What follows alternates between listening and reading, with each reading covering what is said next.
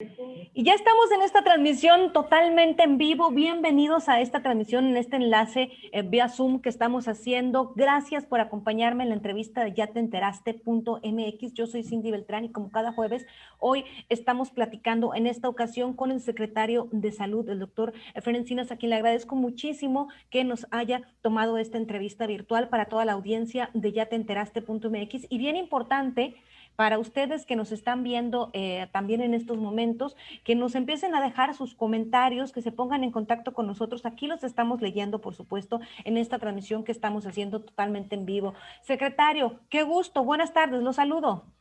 Muchas gracias, Cindy. Gusto de saludarla también. Muy buenas tardes a todo su auditorio y agradecido por la oportunidad de entrevista y poder platicar del tema en el que estamos atendiendo como responsabilidad de la Secretaría de Salud. Muchísimas gracias. Sobre todo, secretario, porque sabemos que realmente pues es una agenda ocupada la que tiene, que hay muchísimo que compartir también con la ciudadanía y nos gustaría aprovechar este tiempo que tenemos con usted. Y primero que nada preguntarle, decían en el día, lo que transcurrió el día de hoy, ¿cuál es la situación actual que tenemos de COVID-19 en Sinaloa? Pues mire, diríamos en relación al panorama nacional, Sinaloa tiene una tendencia estabilizadora. Desde ya hace algunas semanas, de hecho es el estado que más semanas tiene, con tendencia, pues no quiero decir yo que a la baja estrictamente hablando, pero sí estabilizadora. Porque nos lo han preguntado también a nosotros. Cuando habla de una tendencia estabilizadora, exactamente qué representa, que no hay un repunte de un día a otro, o Correcto. exactamente qué representa esto. Sí, representa efectivamente, ¿no?, que no tenemos una alarma, ¿verdad? Al momento en ningún municipio de Sinaloa.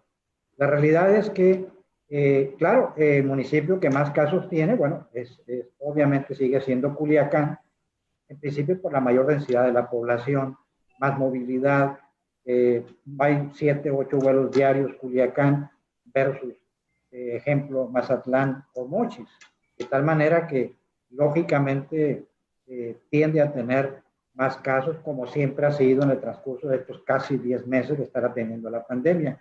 Pero en el resto de los municipios se mantiene estable, pues un vaivén de pocos casos. Hemos tenido al momento entre 80 y 90 casos desde hace ya varias semanas y lamentablemente pues entre 10, 12 fallecimientos cuando llegamos a tener 30, 35, hasta 37 casos. A lo largo de estos meses, doctor, y se lo pregunto, y pienso muy bien cómo armar esta pregunta, el aprendizaje que han tenido el sector salud y quizás también la misma ciudadanía, porque recordemos que en aquel mes de marzo, aquel mes de abril, pues realmente, y todavía quedan muchas dudas con respecto al comportamiento del COVID-19, pero ¿qué ha cambiado para usted el sector salud en el manejo de la pandemia y de la enfermedad de aquel mes de marzo a abril a hoy que estamos ya en diciembre? Sí, ha habido, indudablemente, como bien señala usted, todavía no se conoce el 100% del comportamiento del coronavirus, pero indudablemente que ya hay de alguna forma mayores conocimientos del mismo.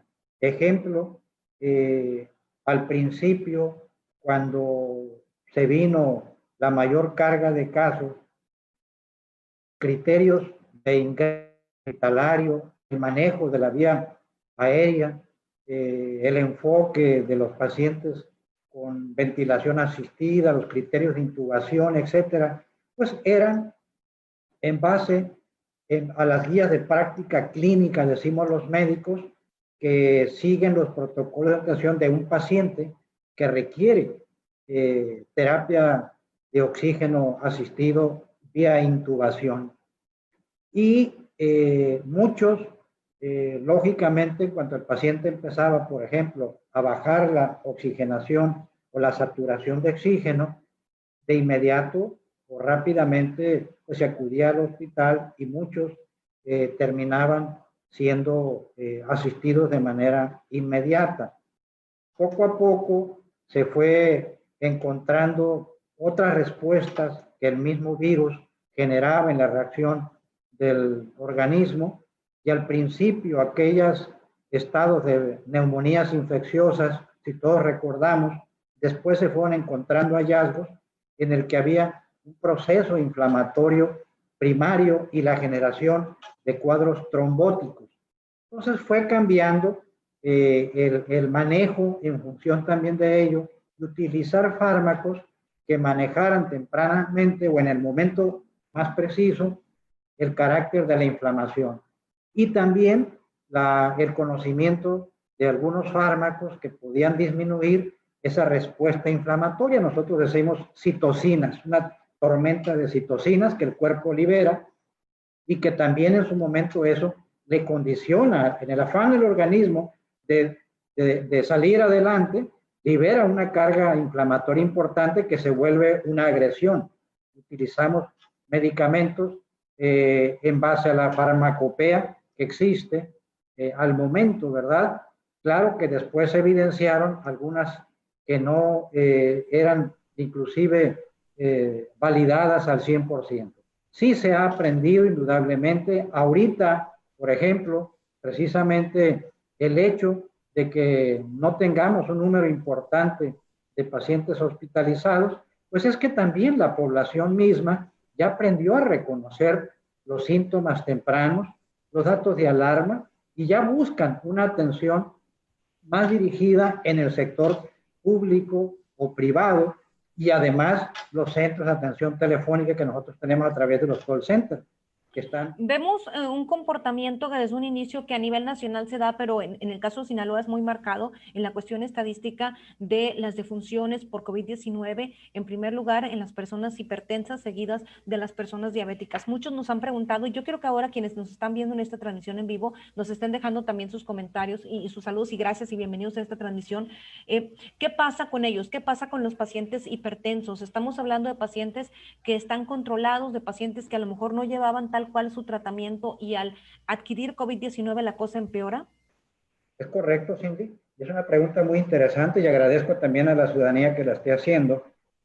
Y hemos visto cómo prácticamente en el 95% de las ocasiones de los lamentables fallecimientos persiste la asociación de estas enfermedades crónico-degenerativas, particularmente diabetes, hipertensión y la obesidad. En ese sentido, ¿qué ocurre? En ese sentido, el paciente, por ejemplo, Sinaloa, México en términos generales ocupa, por ejemplo, en obesidad infantil prácticamente el primer lugar en el mundo. La obesidad en México, vamos a contemplar sobrepeso y obesidad, cerca del 70% de la población. Lo mismo ocurre con diabetes, cerca del 11%, y algo similar a la hipertensión. Cuando uno revisa el estado de control de la glucosa en un diabético, de su azúcar, encontramos descompensados alrededor de un 70% de los pacientes. Y eso lo sabemos nosotros porque hay estudios realizados a través de las encuestas nacionales de salud y nutrición. De tal manera que la pandemia nos agarró descompensados, por así decirlo, como usted lo señaló en el argumento muy bien elaborado. Y el paciente diabético y el hipertenso, pues es un factor de riesgo per se, nada más por ser diabético. ¿Por qué? Porque es un trastorno que modifica la respuesta inmunológica, la capacidad de los anticuerpos es distinto a una persona que no tenga diabetes, pero el carácter de descontrol de su azúcar lo hace más riesgoso. El diabético genera per se un estado inflamatorio en el cuerpo y fácilmente susceptible de las infecciones. Toda la vida se ha sabido que un diabético se puede infectar fácilmente, y esto es porque el tejido de un paciente diabético puede estar hipooxigenado, o es decir, baja concentración de oxígeno, y más cuando está descontrolado. De tal manera que son factores que influyen, en ejemplo también en el hipertenso. La forma como se penetra el coronavirus a través de sus espículas, de la proteína que tienen, es precisamente a través de los receptores de enzima convertidora de angiotensina, decimos nosotros, AC2, ¿verdad? Y que utilizamos inclusive medicamentos bloqueadores de esos receptores. Entonces sí tiene que ver el descontrol del diabético, del hipertenso, en la generación de la imposibilidad de una respuesta satisfactoria a salir de COVID. ¿Qué ha pasado con el tema de los niños y el COVID-19 en Sinaloa, doctor? Los casos que se han presentado de niños. Dice que los niños, en términos generales, en el mundo, y no es la excepción en Sinaloa, han sido menos los casos que han sido infectados. Los que tenemos alrededor nosotros de 300, 400 niños, la gran mayoría han salido sin problemas. Lamentablemente sí han fallecido algunos, alrededor de 12 casos, pero son niños que han tenido otras enfermedades, problemas neoplásicos, algún cáncer, tumores, problemas del corazón, ¿verdad? Con cardiopatías congénitas, decimos nosotros, que nacen con ese tipo de problemas. No han sido en sí niños sanos, ¿verdad? De tal manera que eso es lo que realmente han llevado a la imposibilidad de sacarlos adelante. Pero en general han sido muy respetados los niños, por fortuna. Gracias a Dios así ha sido, ¿verdad? No es tampoco una circunstancia para no preocuparnos y ocuparnos. Estamos atentos de ello.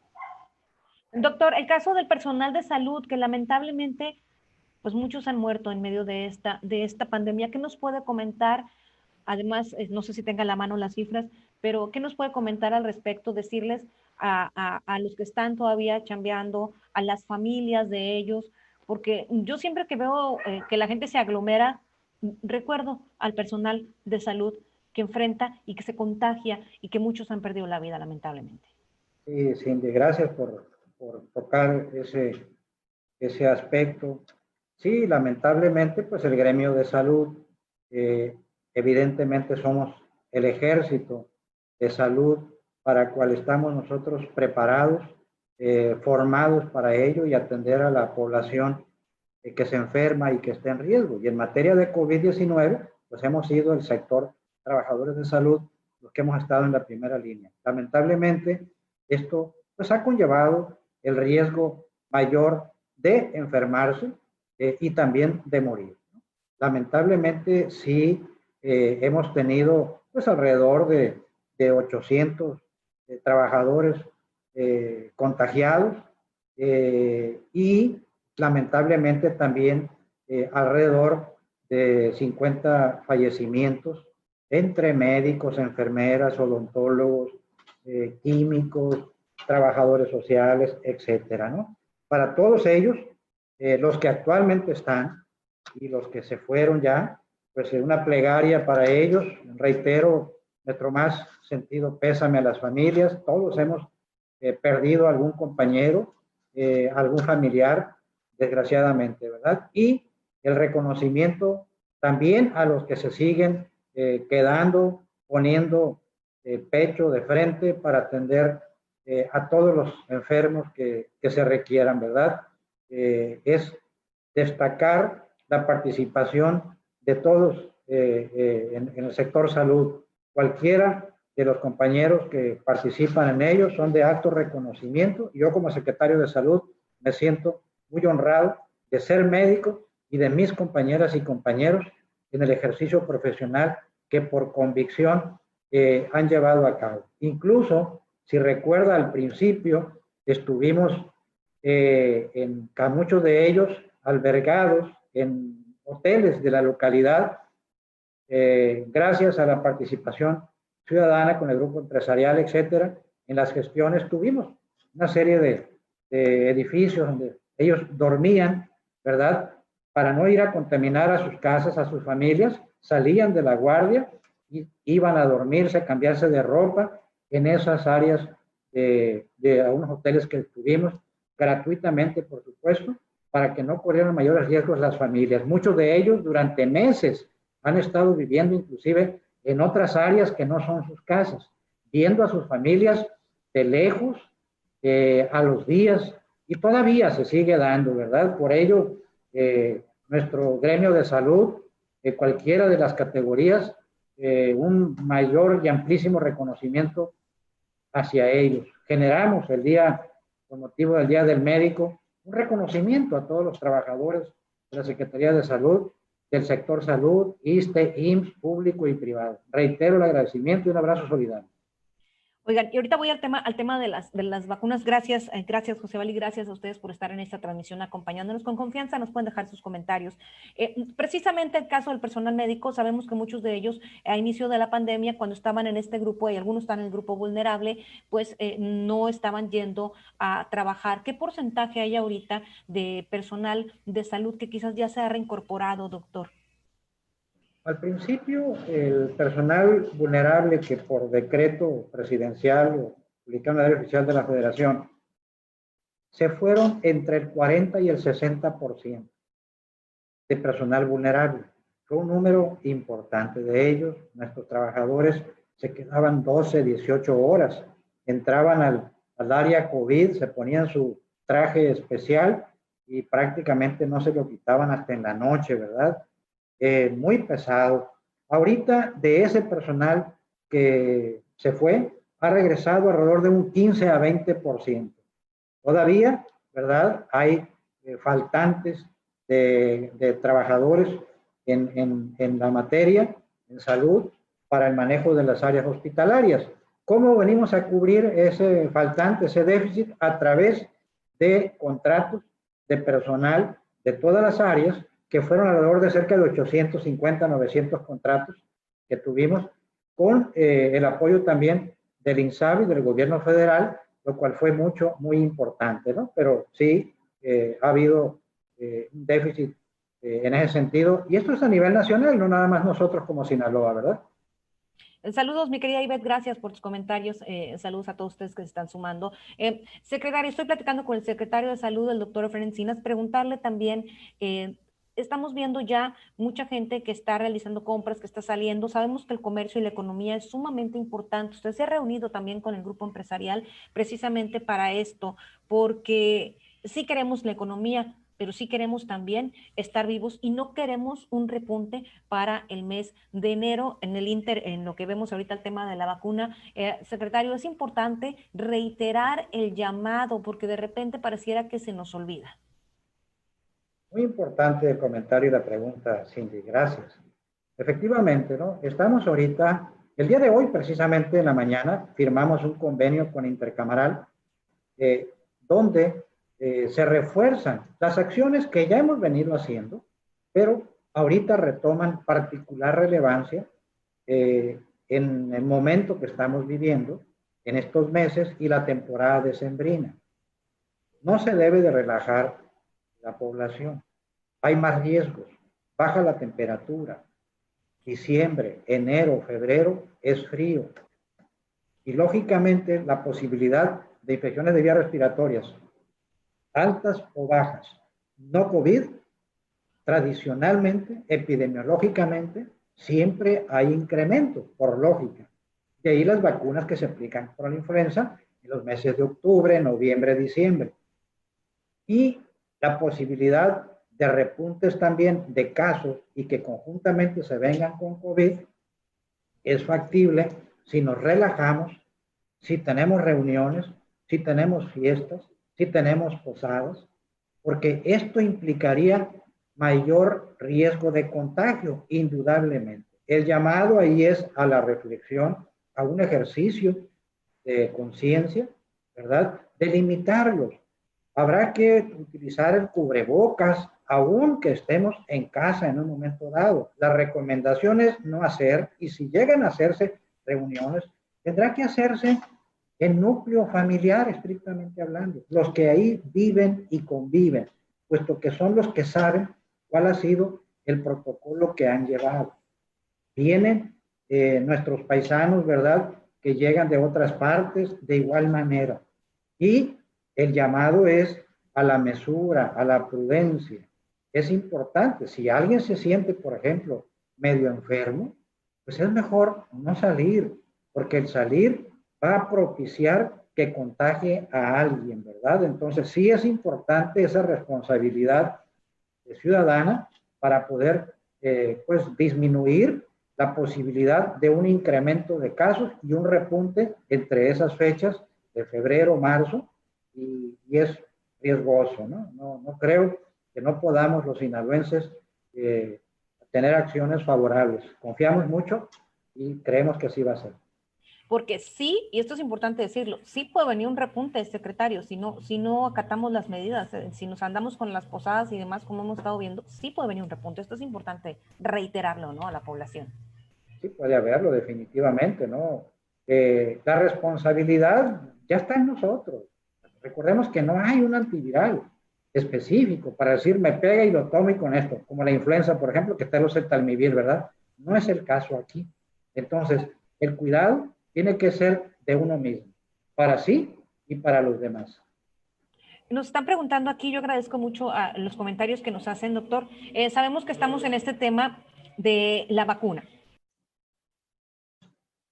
Bueno, y sabemos que va para el sector salud primero, pero nos dicen aquí, si se autorizara otra vacuna, quizás de otra marca, además de la de Pfizer, dice, podrían considerarse, o en este caso los periodos en el programa de vacunación se acortarían. O sea, lo que se refiere es precisamente a esto, de que sabemos que con Pfizer ya se dio a nivel federal la instrucción y cómo va a ser. Lo que nos preguntan es, si además de la de Pfizer entrará otra vacuna, quizás podría a los que nos toca en abril tocarnos antes, en enero o en febrero.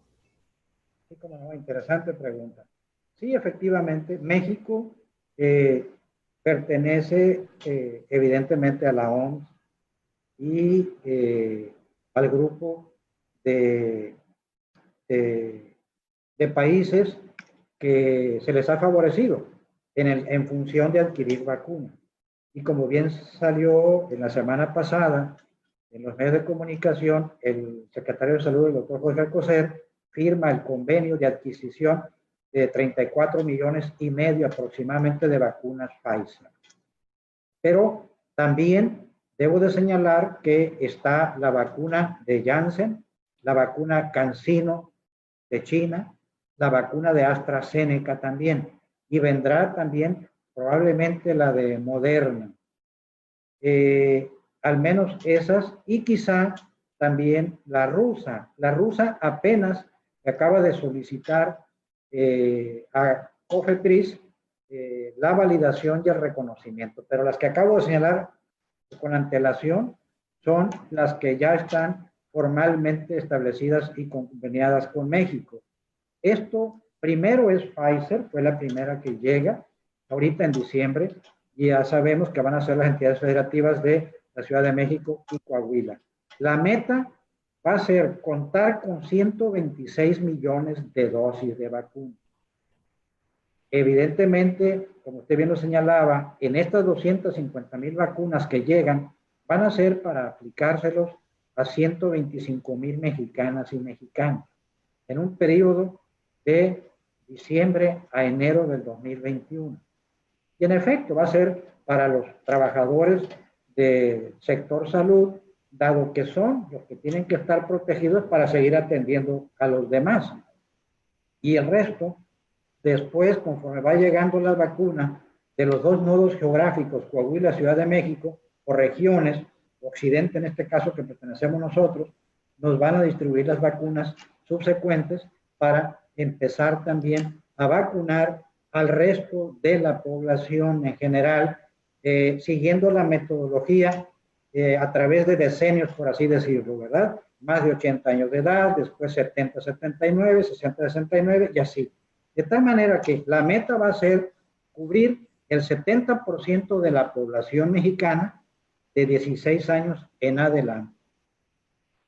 Gracias, José Abel, por tu pregunta. Y también acá, había dicho el gobernador Kirin Ordaz que se haría hasta lo imposible porque de Occidente, Sinaloa fuera de los primeros estados. ¿En qué van con esta gestión, secretario? Sí, efectivamente, yo estuve en el Consejo Nacional de Salud la semana pasada y manifestamos, solicitamos de la zona occidente, pues ser el primer estado para que nos enviaran la vacuna. Estamos listos, estamos preparados con la capacidad física instalada. A través, si recordamos, se señalaba que una de las dificultades era la capacidad de ultracongelación. Es una vacuna que requiere temperaturas por abajo de 70 grados centígrados, lo cual no se sabía que que México y Sinaloa, en este caso nosotros, tuviésemos refrigeradores, porque habitualmente los programas de vacunas ordinales manejan temperaturas entre 2 y 8 grados promedio, pero al hacer búsqueda de lo mismo, encontramos con el sector sinaloense, particularmente la Universidad Autónoma de Sinaloa, la existencia de casi 30 refrigeradores que son en laboratorios de investigación que manejan temperaturas abajo de 70 grados centígrados. Entonces, Sinaloa cuenta con capacidad, cada refrigerador almacena alrededor de 8,000 dosis, y también hay laboratorios, por ejemplo, de investigación en Mazatlán, que ya nos ofertaron un laboratorio más, en Guasave 2, etcétera. De tal manera que estamos preparados, lo mismo que con brigadas de salud, para en el momento mismo nosotros empezar a esparcir a través del modelo que nos vayan a señalar. También es importante comentar que como es un tema de seguridad nacional, será apoyado con mucho bajo la directriz inclusive del ejército, ¿verdad? Acompañado obviamente con el sector salud. Sí, tendría que ser resguardado incluso por Sí, el ejército, ¿no? definitivamente, ¿no? Sí, va a ser de esa manera. Una vez que se distribuya, los viales son una especie de contenedores que permitirá llevar los frascos, y una vez abierto tiene que aplicarse en un lapso de 5 a 6 horas para que surta el efecto necesario y no se nos echen a perder. Todo eso está contemplado en la capacitación que se hará, y también es muy importante señalar que va a ser una sola plataforma, ¿no? Universal para todo el país, la que se tendrá que llevar a cabo. Y secretario, me preguntan, ¿qué pasa con los médicos de los similares que no están considerados el sector salud? ¿Qué va a pasar con ellos?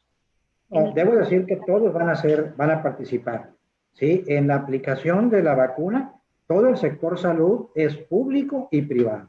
Aquellos que trabajen en la Secretaría de Salud, en el IMSS, en el ISSSTE, etcétera, en cualquier institución, y los que no trabajen en instituciones, llámese clínicas particulares, trabajen en farmacias, como usted me lo comenta, todos, porque todos atienden, atienden a sinaloenses o a seres humanos con COVID o con cualquier otra enfermedad, pero hablando de COVID ahorita, todos son susceptibles de atender un paciente, todos van a ser atendidos.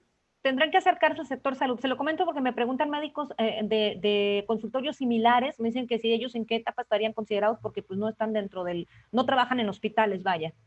No, que no se preocupen, en el momento que nosotros tengamos ya la certeza de que ya nos enviaron la vacuna, que efectivamente el gobernador Dino Ordaz ha sido muy claro en la petición que hicimos, nosotros una vez que tengamos, vamos a hacer la convocatoria y generaremos evidentemente el acercamiento a la Secretaría de Salud, a todo. Por ese lado no se preocupen. Ellos todos cuentan con una cédula profesional, el área de epidemiología, la propia Secretaría de Regulación Sanitaria, contamos con una base de datos y en su momento pues serán convocados para ello. Que no tengan preocupaciones en ese sentido, van a ser apoyados al 100%, se lo merecen, y aparte se los pedimos que así lo hagan, ¿verdad?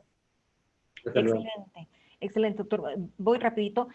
Gracias, muchas gracias, mi querida maestra Gloria Comea, que nos dice, se ha recomendado que en casa contemos con termómetro y oxímetro para monitorearnos en caso de tener síntomas. ¿Recomendaría, secretario, como medida preventiva que también se tenga un concentrador de oxígeno en casa?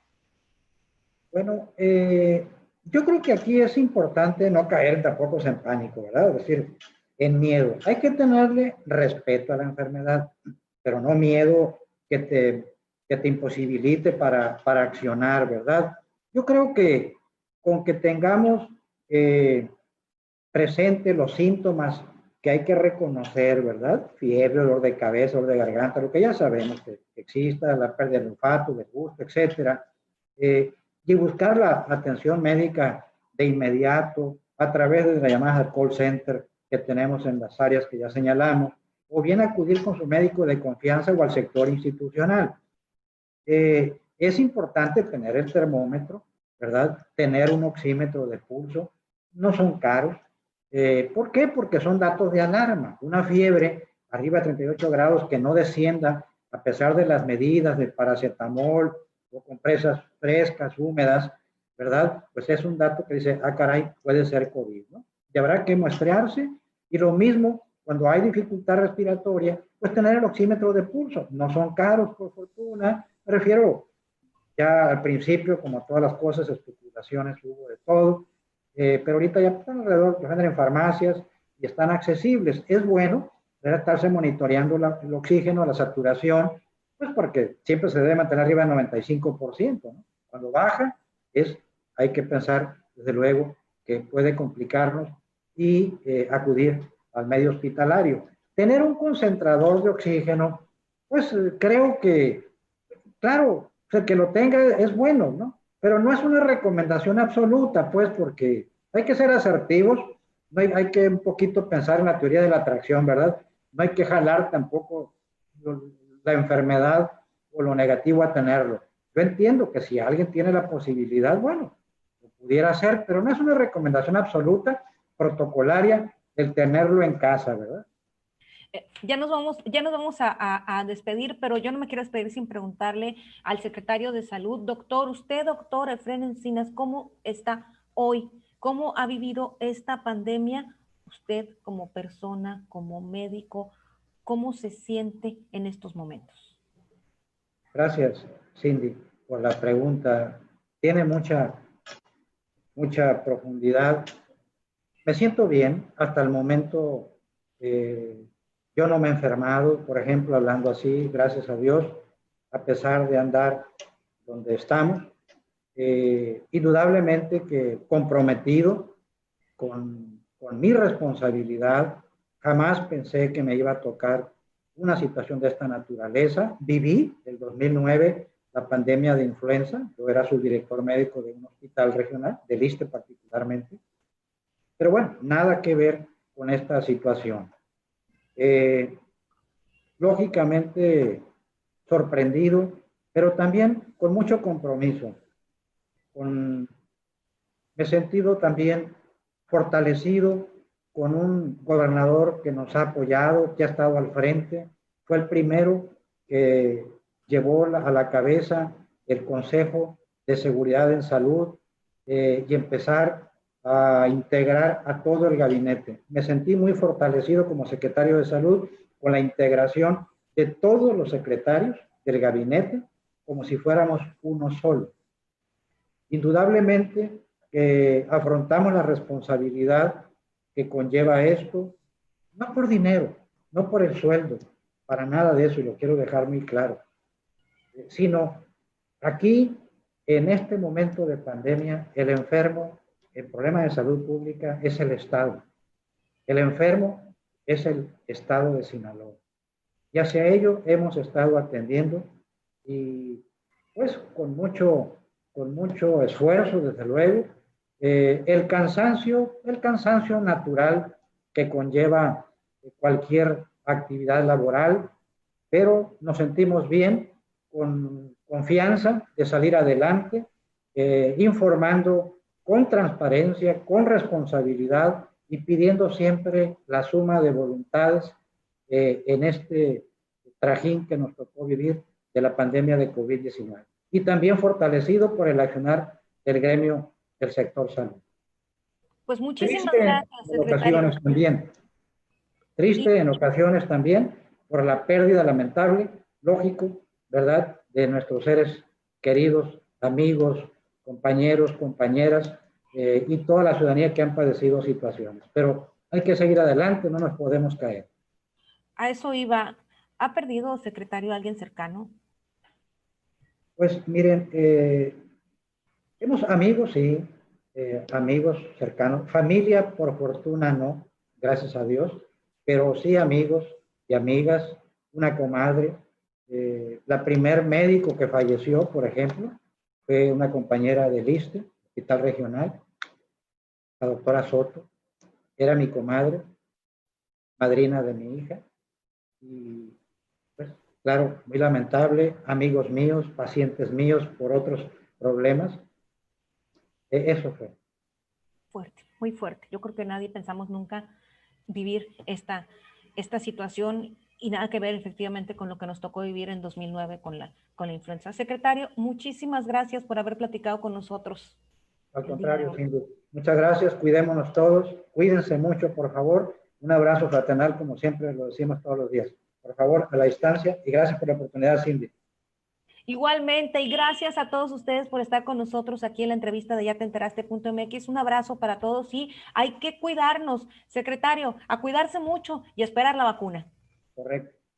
Buenas tardes. Buenas tardes. Adiós.